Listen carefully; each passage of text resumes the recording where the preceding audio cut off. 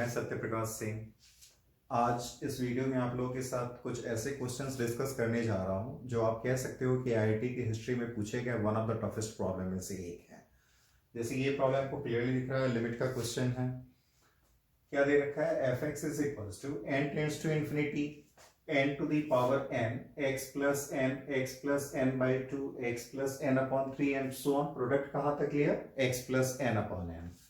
In denominator you have n factorial x square plus n square plus x square upon 2 square plus x square upon x square plus n square by 3 square and so on। कहाँ तक है ये भी? x plus n square upon n square and whole raised to the power x by n for all x positive। ठीक है, then out of this of these options आपको बताना है करेक्ट ऑप्शन कौन सा है। समझ रहे हैं इसे? तो देखिए इस क्वेश्चन में सबसे पहले it is for the positive value of x and n tends to infinity. मतलब ऑब्वियसली अगर इसका लिमिट अगर आप इवेलुएट करोगे तो आपको ये क्या आने वाला है? डेफिनेटली नॉन नेगेटिव आने वाला है। अब as we do not know whether it is zero और नॉट, दैट्स व्हाई मैं नॉन नेगेटिव कह रहा हूं। इसकी वैल्यू कभी नेगेटिव नहीं आएगी, एफ एक्स की वैल्यू। आप क्या कहोगे? एफ एक्स कभी भी आएगा तो नॉन नेगेटिव आएगा। अब हम आते हैं क्वेश्चन को सॉल्व करते हैं। ऑप्शंस ध्यान से रखेंगे आप, f of 1/2 greater than equals to this and so on. तो देखिए ये क्वेश्चन काफी अच्छा क्वेश्चन है। मैंने बोला ही है कि you can say that it is one of the toughest problem in the history of JEE. तो अब इसे क्या कर सकते हो? सिंप्लीफाई करना है हमें। F x is equals to, हम क्या लिख सकते हैं? Limit n tends to infinity n to the power n। अब इसमें क्या करो, आप n कॉमन ले लो। From each term take n common, from each term take n common. तो क्या मिल जाएगा? As there are n terms, यहां टोटल कितने टर्म्स का प्रोडक्ट है? n टर्म्स का, और we are taking n common from each term. तो आप क्या कह सकते हो? What you will get common? n to the power n। अब यहां क्या बच जाता? Here it is x by n plus 1, फिर x by n plus 1 upon 2, x by n plus 1 upon 3 and so on. कहां तक आओगे आप? x by n plus 1 upon n। In denominator it is n factorial. यहां क्या common ले लो? n square from each term.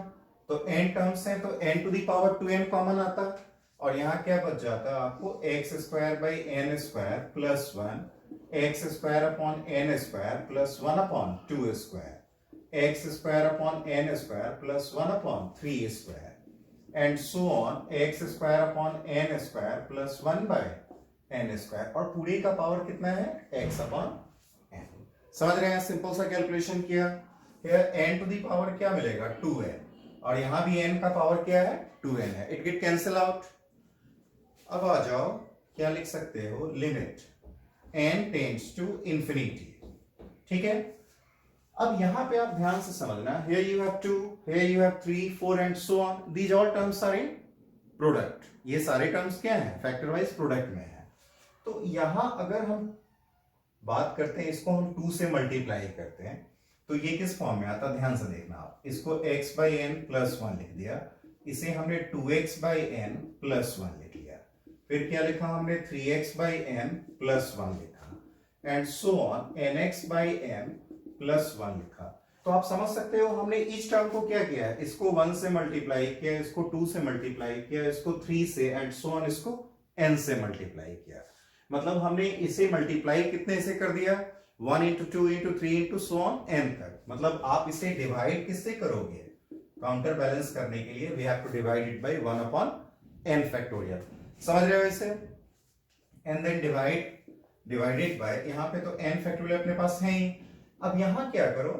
जैसे इस वाले टर्म को, ठीक है, 1 स्क्वायर से मल्टीप्लाई करो, इसे 2 स्क्वायर से, इसे 3 स्क्वायर से एंड सो ऑन, इसको n स्क्वायर से। मतलब आपने मल्टीप्लाई किससे कर दिया? 1 square into 2 square into 3 square and so on n square तक। तो आपको डिवाइड करना होगा। तो these are product of n natural number which may be written as n factorial। तो उसका स्क्वायर होगा। तो पहले ही मैं लिख देता हूं, मुझे जिससे डिवाइड करना है। अब देखो यहां क्या आ जाएगा? X square by n square plus 1, x square, अब ये कितना आ जाता है? 2 square x square upon n square plus 1।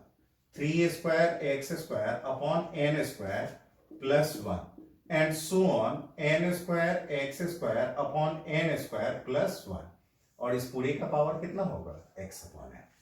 समझ रहे हैं? सिंपल सा क्या किया हम लोगों ने, n फैक्टोरियल से मल्टीप्लाई डिवाइड किया। अब यहां देखोगे कि जैसे क्या आ जाएगा, इससे ये गया और इससे ये गया पूरा, मतलब ये n फैक्टोरियल कैंसिल आउट हुआ। Now you can reduce the problem in form of limit n tends to infinity. Product है तो क्या लिख सकते हो, पाई के टर्म में लिख सकते हो, और इसे क्या लिख दोगे, rx by n plus 1, r is from 1 to n, और यहां नीचे क्या लिख दोगे, pi r square x square upon n square plus 1, r is from 1 to n, और इस पूरे का पावर कितना आ जाएगा, it is x upon n। ये वैल्यू आपको किसका मिला, it is value of fx। समझ रहे हैं? यहां तक तो कहीं कोई प्रॉब्लम नहीं हुई होगी। इसके बाद आपको पता है कि कभी भी पाई रहता है तो हम क्वेश्चन में क्या कर लेते हैं, लॉग ले लेते हैं, तो प्रोडक्ट किस में आ जाएगा, सम में आ जाएगा। तो इसके बाद मैं वापस आता हूं। यहां तक क्लियरली समझ रहे हैं? अब देखिए इसी में हम लोग क्या करेंगे, इस स्टेप में देखिएगा,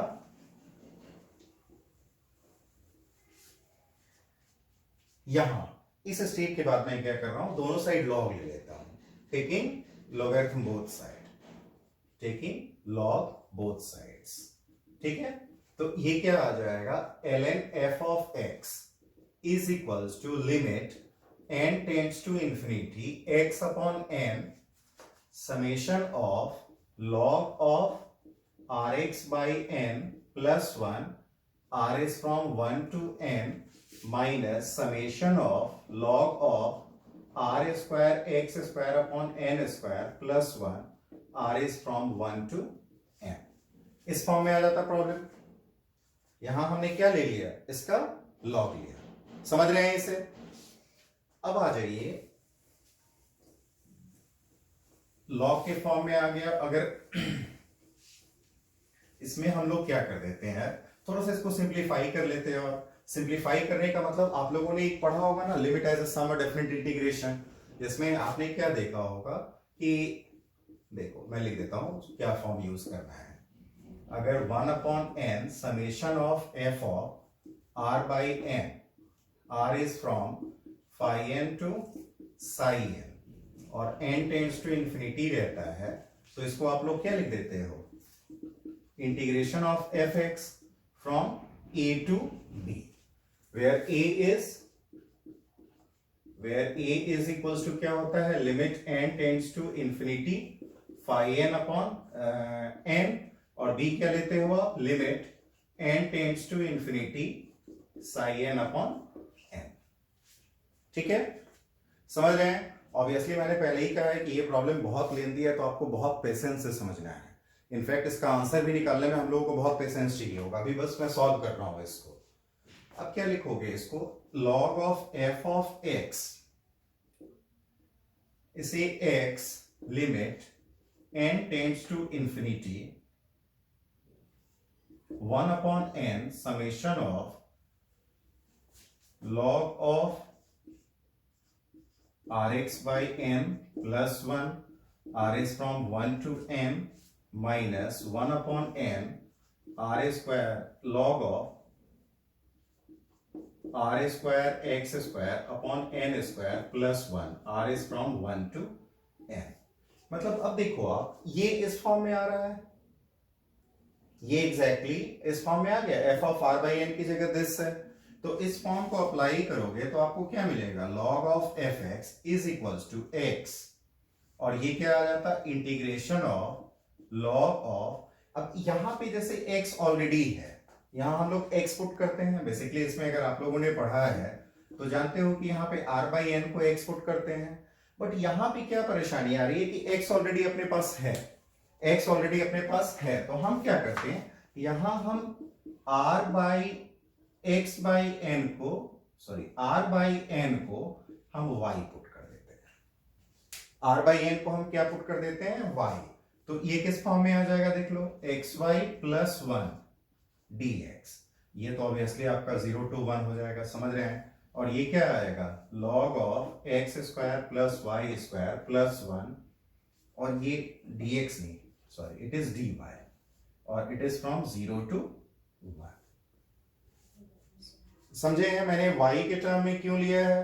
बिकॉज x ऑलरेडी वहां पे है, तो अगर हम x का यूज करेंगे तो फिर आप दोनों x में डिफरेंशिएट नहीं कर पाओगे कि कौन सा x हमें लेना है। समझ रहे हैं इसे? अब देखिए इसी में हम ऊपर आते हैं, इसी को हम क्या लिख सकते हैं, log of fx, log of fx is equals to, अब यहां ध्यान से समझना कि हम क्या कर रहे हैं, y को ऐसे वेरिएबल ले रहे हैं, मतलब x is constant they, y को हम वेरिएबल ले रहे हैं तो x क्या है हमारा, कांस्टेंट है। तो आप इसे क्या लिख सकते हैं, log of xy plus 1, you can write it as d of xy। ठीक है, 0 से x में ले लो, माइनस 0 से x में ले लो, और ये क्या हो जाएगा, log of x square plus y square plus 1 d of xy। मतलब अब आप क्या करना है, x इंटू वाई को आपने t पुट कर दिया, x इंटू वाई को क्या पुट किया आपने, t पुट कर दिया। तो अब ये किस फॉर्म में आ जाएगा, देख लीजिए, log m, मतलब ये log of fx is equals to, आप लिख सकते हो 0 to x log of 1 plus t dt minus log of 1 plus t square dt from 0 to x, लिख सकते हो ना ऐसा? तो मतलब क्या आ जाएगा ये आपका log of fx is equals to 0 to x log of 1 plus t upon 1 plus t square dt। समझे? ये हमें वैल्यू किसका मिला, log of fx का। मैं पहले ही कह रहा हूं कि it is one of the toughest problem, तो देयरफॉर आप लोगों को बहुत ज्यादा पेशेंस, मतलब बहुत सब्र के साथ इस क्वेश्चन को देखना है और सॉल्व भी करना है, और समझ रहे हैं कि ये एग्जामिनेशन में भी करना कितना टाइम टेकिंग होगा, बट एडवांस में आपको पता है कि टाइम बहुत ज्यादा मैटर नहीं करता है। नंबर ऑफ क्वेश्चंस की हम बात करते हैं, differentiate it with respect to x, तो यहां लेबनीज रूल लगेगा, जानते हैं आप लोग लेबनीज रूल। तो यहां से क्या मिल जाता है हमें, f dash x upon f x is equals to log of 1 plus x upon 1 plus x square। This is the result, this is the result, मतलब not the answer। ये हमें क्या मिला, f dash x upon f x is equals to log of 1 plus x upon 1 plus x square। अब एक चीज समझो कि जैसे यहीं पे हम लोग ले लेते हैं, पहले मैं इस चीज को डिफाइन कर देता हूं। हमने क्या लिया है, ये सारा रिलेशन लिया है x ग्रेटर देन 0 के लिए। आपने क्वेश्चन देखा होगा तो ये एग्जिस्टिंग किसके लिए कर रहा था, फॉर पॉजिटिव x। तो हम केस फर्स्ट ले लेते हैं, केस फर्स्ट मतलब हम x को रख लेते हैं 0 से 1, x को हमने क्या रख लिया, 0 to 1। तो अब इन दिस केस आपको पता है 1 plus x और 1 plus x स्क्वायर में which one is greater, obviously क्या होगा, फ्रैक्शन के लिए 1 plus x is greater then 1 plus x square. तो अगर आप log of 1 plus x upon 1 plus x square देखोगे तो ये पॉजिटिव आएगा। ये समझ रहे हैं ना कि अगर आप फ्रैक्शन का लॉग लेते हैं, फ्रैक्शन का लॉग लेते हैं तो निगेटिव आता है, अगर नंबर 1 से ग्रेटर है उसका लॉग लीजिएगा, नेचुरल लॉग, तो वैल्यू क्या आएगा, पॉजिटिव। तो अब इसका मतलब क्या होगा कि अगर हम x 0 से 1 में रख रहे हैं तो in that case f dash x upon f of x, जो आपको ये मिला है, तो ये टर्म तो पॉजिटिव आ रहा है, ये टर्म आपको क्या मिल रहा है, पॉजिटिव मिल रहा है। और ये मैंने पहले ही बताया था कि fx जो है वो x पॉजिटिव है, इनफाइनाइट है, तो ये आपको पॉजिटिव ही मिलने वाला है। तो यहां से क्या मिल जाएगा आपको, f dash x greater than 0, मतलब आप कह सकते हो क्या, y equals to f of x increasing in x 0 to 1। x जब 0 to 1 में होगा तो फंक्शन क्या होगा, इंक्रीजिंग होगा, केस फर्स्ट। अब इसी में केस सेकेंड ले लेते हैं हम, x को हम ले लेते हैं ग्रेटर देन 1। x जब ग्रेटर देन 1 होगा तो उस केस में x स्क्वायर ऑब्वियसली x से बड़ा होगा, तो 1 plus x square 1 plus x से बड़ा होगा, तो 1 plus x upon 1 plus x square less than 1।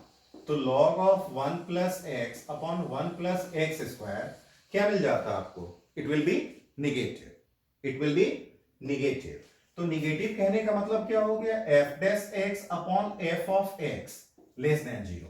ये हमारा पॉजिटिव है तो यहां एफ डैश एक्स क्या आ जाएगा, नेगेटिव। मतलब एफ एक्स इज डिक्रीजिंग किस इंटरवल में, when x is greater then 1। F x is decreasing when x is greater then 1। इतनी बात समझ रहे हो आप। अब हम आते हैं ऑप्शंस पे। हमारे पास जो, अगर आप ऑप्शंस की बात करोगे तो सबसे पहला ऑप्शन क्या था, आप देख सकते हैं सबसे फर्स्ट वाला जो ऑप्शन था वो क्या दे रखा था, हमें आई थिंक कंपेयर करना था f ऑफ 1/2 और f ऑफ 1। तो अब यहां एक चीज देखना कि जैसे अगर हम फंक्शन का एक रफ में आइडिया लें, कि रफ ले लेते हैं हम 0 to 1 ले लिए, तो 0 to 1 में फंक्शन क्या कह रहा है, इंक्रीजिंग है, इट इज इंक्रीजिंग। और 1 से इनफाइनाइट में क्या है, डिक्रीजिंग है। तो एक लमसम हम ले लेते हैं कि ऐसा ग्राफ कुछ आएगा 0 to 1 में, फिर ऐसा, समझ रहे हैं, 0 to 1 में यहां आपको क्या दिखाना है, इंक्रीजिंग, और 1 to इंफिनिटी में क्या दिखाना है, फंक्शन को डिक्रीजिंग दिखाना है। तो graph will be like this. अब ये देखो यहां पे कि जैसे अगर हम 1/2 और 1 की बात करते हैं तो which one is greater, obvious है ये ग्रेटर है। अब ये इंटरवल कौन सा है, ये इंटरवल आपका 0 to 1 वाला है, तो इसमें फंक्शन क्या है, इंक्रीजिंग है। इसमें फंक्शन क्या है आपको, इंक्रीजिंग है। तो आपका पहला रिलेशन क्या आ जाता है, f of 1/2 is less then f of 1, और मे बी इक्वल टू भी होगा। तो आई थिंक अगर आप पहला ऑप्शन देखोगे तो फर्स्ट ऑप्शन में क्या है, ये जस्ट अपोजिट दिया हुआ है, ये जस्ट आपको क्या दिया हुआ है, अपोजिट दिया हुआ है। तो option A incorrect, option A incorrect, ठीक है, ऑप्शन ए इनकरेक्ट होगा। समझ रहे हैं ना क्यों, बिकॉज 0 से 1 में क्या है, फंक्शन हमारा इंक्रीजिंग है। अब हम आते हैं क्या सेकेंड वाले ऑप्शन पे, ऑप्शन बी की बात करते हैं। तो ऑप्शन बी क्या था, ऑप्शन बी देखोगे तो शायद I think you have to compare 1/3 and 2/3, 1/3 and 2/3। Option B की बात करते हैं हम। तो 1/3 और 2/3 में which one is greater, obvious है, तो इंक्रीजिंग फंक्शन है, तो क्या हो जाएगा, अब देख लो ये ऑप्शन आई थिंक ये दिया हुआ है, तो it is correct option, it is correct option. Option C की बात करोगे तो ऑप्शन सी में दे रखा है, ऑप्शन सी में f'2 लेस देन 0। तो आपको बताया ही यहां कि जब x हमारा क्या होगा, 1 से ग्रेटर होगा, तो f' क्या आएगा, निगेटिव आएगा। तो ऑप्शन सी भी आपका क्या हुआ, करेक्ट हुआ। ऑप्शन डी की बात करते हो, ऑप्शन डी, इसमें आपने क्या देखना है, वैल्यू f'3/3, f3। तो सबसे पहले हमने जो निकाला है रिलेशन f'(x) अपॉन fx, किसके इक्वल निकाला है, log of 1 + x upon 1 + x²। तो यहां अगर 2 पुट करोगे तो क्या आएगा, f'2 upon f of 2 is log of 3/5, और 3 पुट करोगे तो क्या आएगा, f'3 अपॉन f3 कितना आ जाता है, it will be log of 4/10, यानी 2/5, यानी 2/5, ये कंडीशन आएगा ना। अब आप देखोगे क्या, जैसे ये वैल्यू भी निगेटिव है और ये वैल्यू भी निगेटिव है, 3/5 फ्रैक्शनल है, तो log जब लोगे फ्रैक्शनल का निगेटिव आएगा और ये निगेटिव आएगा, तो आपको देखना है कि इन दोनों क्वांटिटी में which one is lesser, which one is lesser. तो 3/5 और 4/10 में कौन ग्रेटर क्वांटिटी है, इसको आप रिड्यूस फॉर्म में लिख देते तो क्या लिख देते, आप 2/5 लिख देते, तो this is greater, this is greater. अब लॉग लोगे क्या होगा, फ्रैक्शनल के केस में, फ्रैक्शन के केस में अगर लॉग लोगे तो फिर आपको ये रिलेशन मिल जाएगा, यहां से क्या आ जाएगा, निगेटिव ही होगा वैल्यू। तो अब आप समझ सकते हो, जैसे लॉग की अगर ग्राफ की बात करो तो ये 1 है, तो 2/3 और 2/5 और 3/5 ये हुआ। अब बताओ कौन सा ग्रेटर है, 3/5 के लिए ग्रेटर आ रहा है, 3/5 के लिए, तो इसका लॉग मतलब this one is greater than this one, तो obviously it is greater than this one. जो ऐसा ऑप्शन नहीं दिया हुआ है, अपोजिट दिया हुआ है, तो this is incorrect. Means answer to this question, दो ऑप्शंस करेक्ट हैं, एक ऑप्शन बी और दूसरा ऑप्शन सी। समझ रहे हो आप लोग? एक क्वेश्चन को सॉल्व करने में मैंने इतना डिस्कस किया आप लोगों के साथ, तो इतना टाइम लगा, और आप समझ सकते हैं कि ये प्रॉब्लम कितना थॉटफुल प्रॉब्लम है, कितना चैलेंजिंग प्रॉब्लम है। इन एग्जामिनेशन, ड्यूरिंग एग्जामिनेशन इतना हमें सोचना, that's why we put it in one of the toughest problem in JEE. अब इसके बाद हम और भी क्वेश्चंस देखते हैं।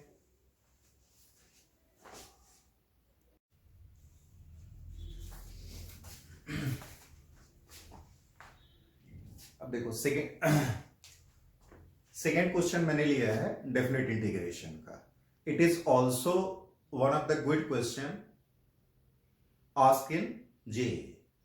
पहले क्वेश्चन इतना ये टफ नहीं है, बट हाँ it is a conceptual problem. It is a conceptual problem. Last वाला प्रॉब्लम था कंसेप्चुअल भी था एज वेल एज लेंदी भी था, उसमें मैं बहुत सॉल्व करना था। यहाँ पे होपफुली हम लोगों को उतना एफर्ट नहीं लगाना पड़ेगा, but again it is a conceptual problem. अगर आप लोगों ने रिड्यूसिबल इंटीग्रेशन पढ़ा है तो उसी कॉन्सेप्ट से ये बनता है।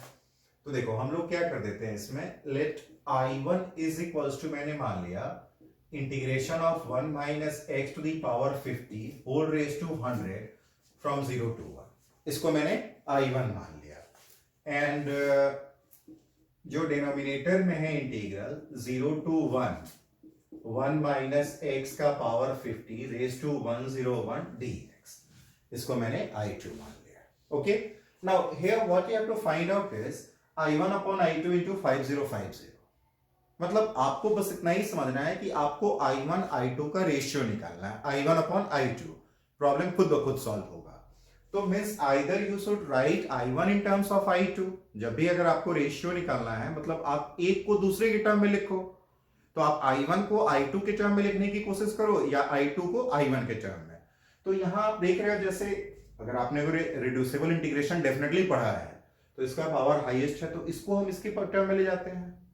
I2 में आप देख रहे हो ना, I2 जो हमारा है क्या है, 0 to 1 माइनस एक्स के पावर 50 का पावर 101 dx। यहां पे क्या है, ये पावर इससे ग्रेटर है, तो हम इसी को रिड्यूस करते हैं। अब इसको ध्यान से समझना, कैसे लिख सकते हो, 0 to 1 minus x to the power 50 to the power 100 minus x to the power 50 1 minus x to the power 50 to the power 100 dx। ऐसा लिख सकते हैं क्या, 0 to 1। समझ रहे हो इसे? यहां हमारे पास क्या है, 1। इसमें आई थिंक कोई परेशानी नहीं होनी चाहिए। यहां पे पावर 101 था, तो एक टर्म को हमने अलग रख लिया। मतलब इसको मैं यहां पे थोड़ा सा एलिब्रेट कर देता हूं कि 50 का पावर कितना है, 101 है, तो हम इसको ऐसा लिख सकते हैं, और फिर अलग अलग सेपरेट कर लिया इसे। ये आपका I2 मिला। अब I2 isn't it is I1, आप देख सकते हो क्लियरली ये किसके इक्वल है, I1 के इक्वल है, माइनस। अब यहां क्या करना, थोड़ा सा यहां पे हम इसमें मैनिपुलेट करेंगे। प्रोडक्ट रूल लगाना है, मतलब इंटीग्रेशन बाय पार्ट लगाना है। तो इंटीग्रेशन बाय पार्ट के लिए आप जानते हो यूवी का फॉर्म लेते हैं। तो यूवी के फॉर्म में आप v किसको लेते हो, जिसका इंटीग्रेशन इजिली हो, जिसका इंटीग्रेशन इजिली हो। तो इसे मैं इस फॉर्म में लिख सकता हूं, मतलब इसे क्या एज्यूम कर लेता मैं अब u, और इस वाले टर्म को क्या मैं मान लेता v, and then I am going to apply integration by part. I am going to apply integration by part. तो इंटीग्रेशन बाय पार्ट लगाओगे तो ऑब्वियसली आप लोग जानते ही हो कि इंटीग्रेशन बाय पार्ट में क्या फॉर्म आएगा, क्या आ जाता, I2 is equals to I1 minus x की power 49 1 minus x to the power 50 का power 100 dx between 0 to 1 minus, क्या लिखोगे यहां पे, derivative of this x to the power 49 1 minus x के power 50 to the power 100 dx, इस पूरे का क्या ले लोगे आप, 0 to 1। ठीक है, समझ रहे हो वैसे? अब ये क्या आ जाता, I2 is equals to I1 minus x, इसका इंटीग्रेशन सिंपली क्या होगा, अब आप इसको सब्स्टिट्यूट करोगे t के टर्म में, तो x to the power 49 already है ही, तो ये डायरेक्टली मैं लिख देता हूं, इसका इंटीग्रेशन क्या आता, 1 माइनस x के पावर 50 का पावर 101 अपॉन माइनस 50 इंटू 101, ये वाला टर्म आ जाएगा इंटीग्रेशन से। और ये कहां से कहां तक होगा आपका, इट इज बिटवीन 0 to 1, ठीक है। अच्छा, ये माइनस ऑफ माइनस प्लस होगा, और dx है तो इसका तो डेरिवेटिव 1 हो गया। और इसकी इंटीग्रेशन की बात करोगे तो अगेन मुझे यहां लिख देना चाहिए कि यहां क्या आ जाता है, ये 50 इंटू 101, और ये 1 माइनस एक्स की पावर 50 का पावर 101 dx, 0 to 1। होपफुली समझ रहे होगे आप लोग इसको, इस स्टेप में कोई परेशानी नहीं आनी चाहिए। अब यहां पे क्या करोगे, आप इस वाले में अगर लिमिट लगाओगे तो देखो, अपर लिमिट डालोगे तो ये 0 होगा, लोअर लिमिट पे ये 0 होगा, तो मतलब ये तो ओवरऑल आपको 0 आना है। तो I2 किसके इक्वल आया, it is equals to I1 minus 5050 I2, isn't it as I2, we have considered it as I2। ले लो इस साइड इसको, तो अब क्या आ जाता है, ये 5051 upon 5050 I2 is equals to I1। तो what you have to find out, 5050 I1 upon I2, तो ये किसके इक्वल आ जाएगा, इट इज इक्वल्स टू 5050। मैंने क्या कहा था, it is a good problem, it is a good problem, और रिड्यूसिबल फॉर्म में है, कॉन्सेप्चुअल प्रॉब्लम है, but not a lengthy one, ठीक है। कभी भी डेफिनेट इंटीग्रेशन रहता है तो इन जनरल प्रॉपर्टीज लगा के उसको हम मिनिमम मतलब कम टाइम में कर लेते हैं, but it is obviously a conceptual and good question. अब नेक्स्ट क्वेश्चन हम देखते हैं फिर।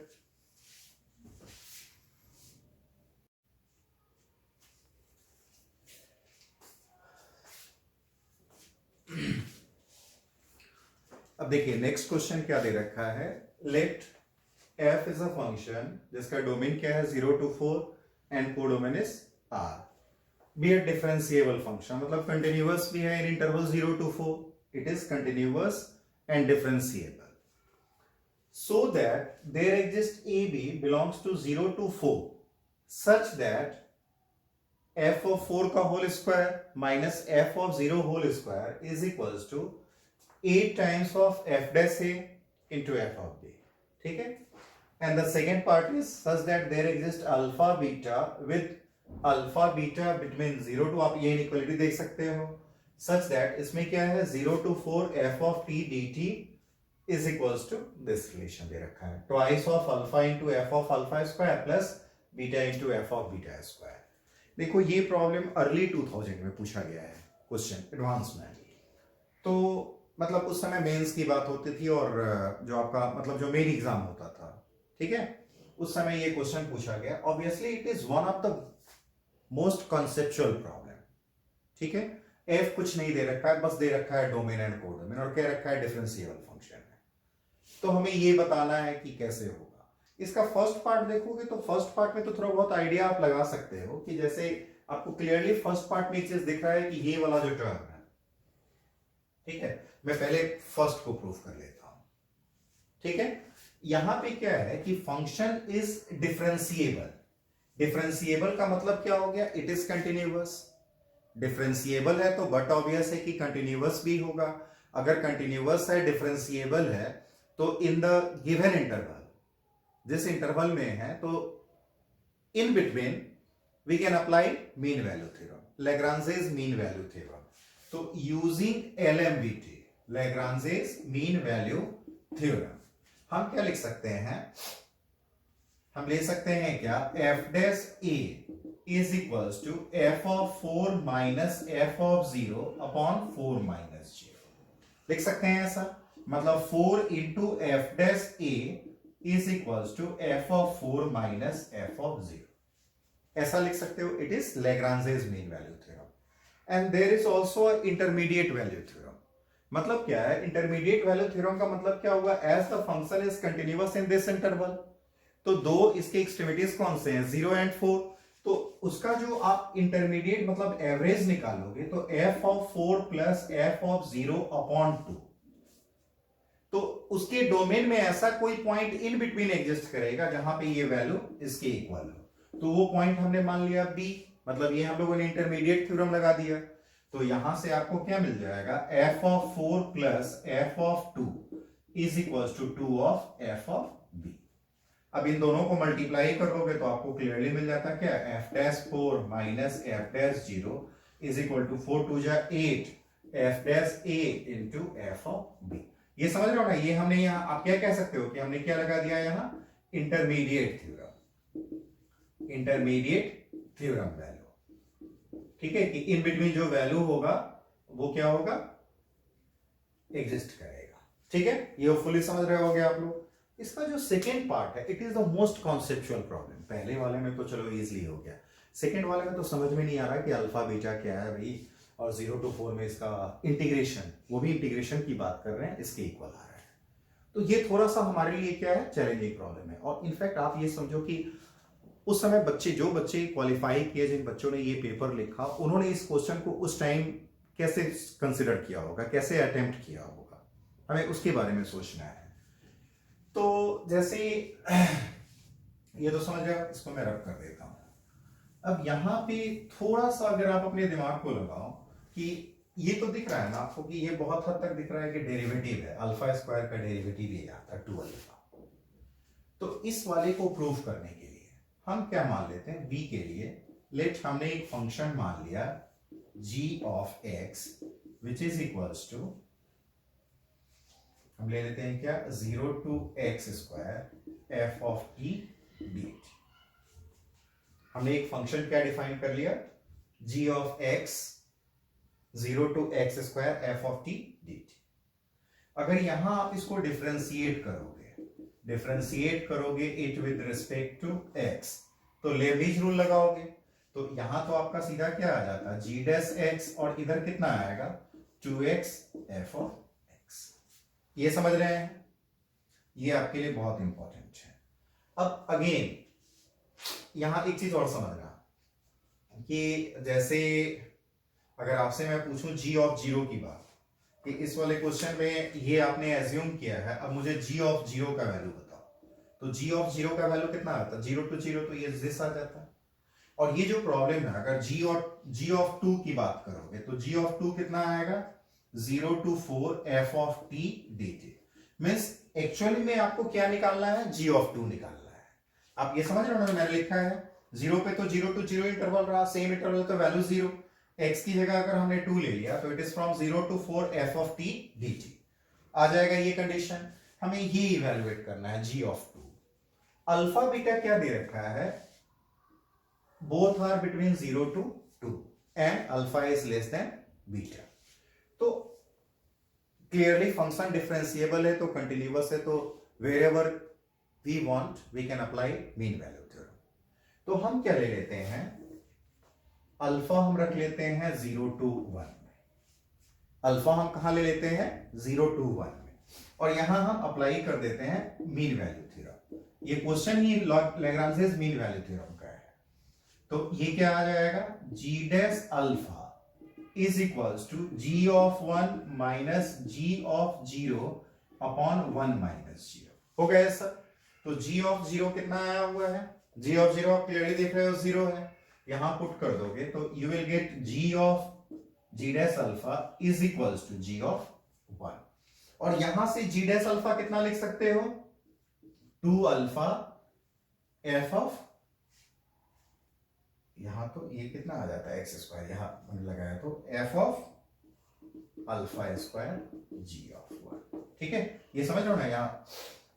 अब सिमिलरली अब ले लो क्या, बीटा ले लो बिटवीन 1 to 2। मैंने क्या कहा कि आप तो इंटरवल में लगा ही सकते हैं mean value theorem, because it is continuous.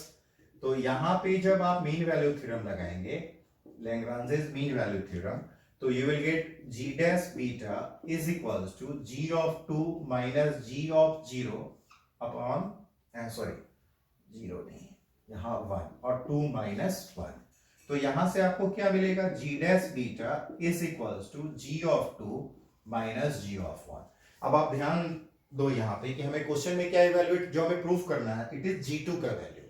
तो यहां से g2 निकालना चाहोगे तो g2 is equals to क्या लिख सकते हो, g dash beta plus g of 1। तो g ऑफ 1 किसके इक्वल है, g डैश अल्फा के इक्वल है, जी ऑफ 1 किसके इक्वल, G1 किसके इक्वल है, G डैश अल्फा के इक्वल है।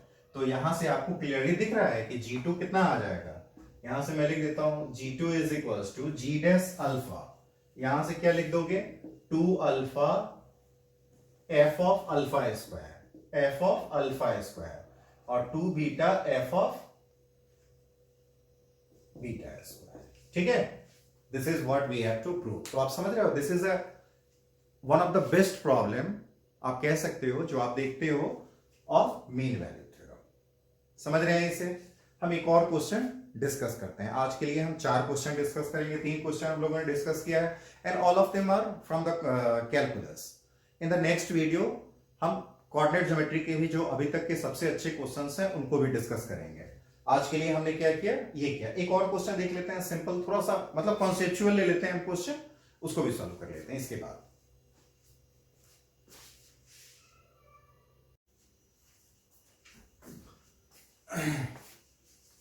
तो आज के इस वीडियो का ये लास्ट क्वेश्चन है, but obviously it is one of the most conceptual problem in every problem. मैं यही कह रहा हूँ कि हाँ ये बहुत कंसेप्चुअल प्रॉब्लम है।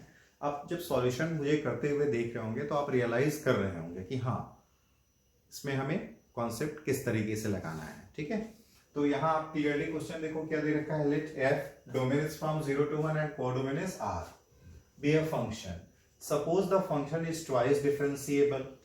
ये फंक्शन क्या है हमारा, ट्वाइस डिफरेंशिएबल है। f of 0 is equals to f of 1 is equals to 0 and satisfies the relation f double dash x minus 2f dash x plus fx greater than or equals to ex for all x belongs to 0 to 1. Then which of the following is true?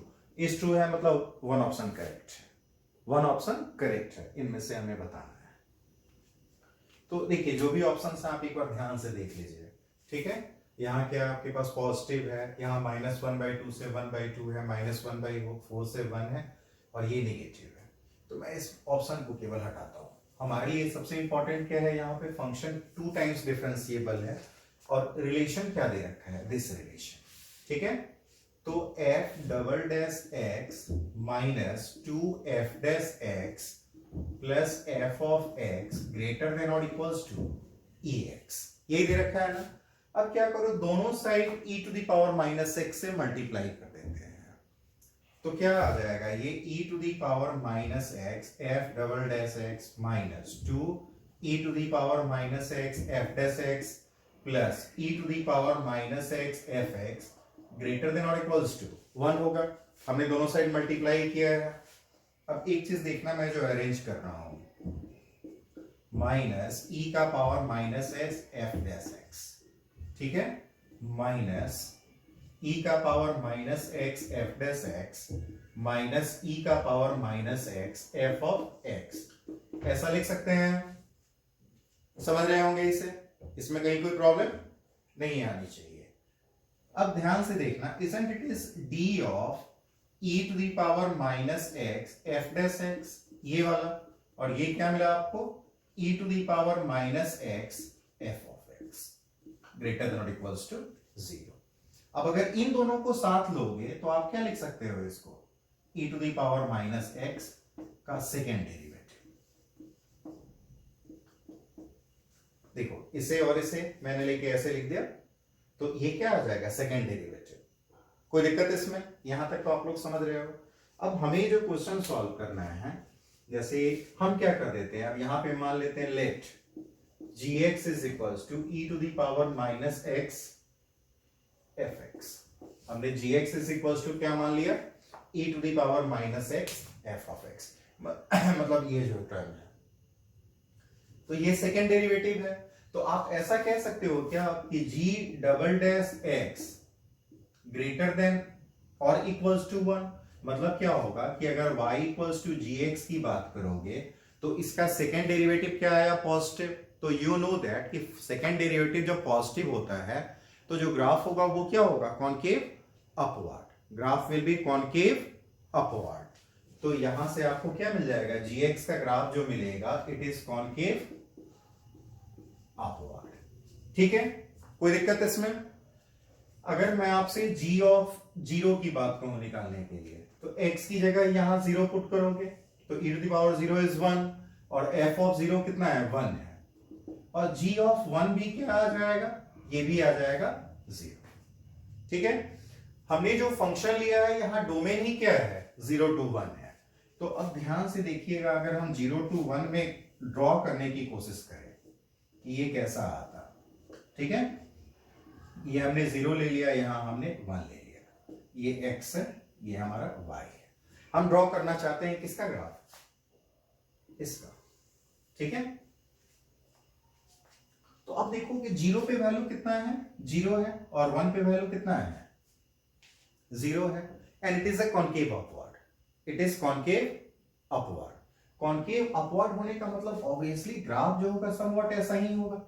Graph क्या होगा, नीचे से ऐसे जाएगा ऊपर, 0 पे भी value 0 है और 1 पे भी 0 है, और नीचे कॉन्केव, मतलब ग्राफ को क्या रहना है, नीचे रहना है। तो नीचे रहने का मतलब क्या हो गया कि आप क्या कह सकते हो, gx लेस देन 0।